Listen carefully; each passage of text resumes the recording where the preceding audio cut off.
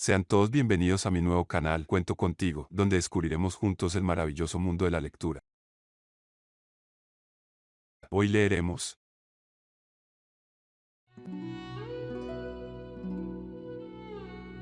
El arte de la guerra. Sansa, El arte de la guerra es el mejor libro de estrategia de todos los tiempos. Inspiró a Napoleón, Maquiavelo, Mao Zedong y muchas más figuras históricas. Este libro de 2500 años de antigüedad es uno de los más importantes textos clásicos chinos, en el que, a pesar del tiempo transcurrido, ninguna de sus máximas ha quedado anticuada, ni hay un solo consejo que hoy no sea útil. Pero la obra del general Sansa no es únicamente un libro de práctica militar, sino un tratado que enseña la estrategia suprema de aplicar con sabiduría el conocimiento de la naturaleza humana en los momentos de confrontación. No es, por tanto, un libro sobre la guerra, es una obra para comprender las raíces de un conflicto y buscar una solución. La mejor victoria es vencer sin combatir, nos dice Sansa, y esa es la distinción entre el hombre prudente y el ignorante. Índice. Introducción. Sansa y el arte de la guerra. 1. Sobre la evaluación. 2. Sobre la iniciación de las acciones. 3. Sobre las proposiciones de la victoria y la derrota. 4. Sobre la medida en la disposición de los medios. 5. Sobre la firmeza. 6. Sobre lo lleno y lo vacío. 7. Sobre el enfrentamiento directo e indirecto. 8. Sobre los 9 cambios. 9. Sobre la distribución de los medios. 10. Sobre la topología. 11. Sobre las clases de terreno. 12. Sobre el arte de atacar por el fuego. 13. Sobre la concordia y la discordia. Introducción. Sansa, el arte de la guerra. Sansa fue un general chino que vivió alrededor del siglo V a.C.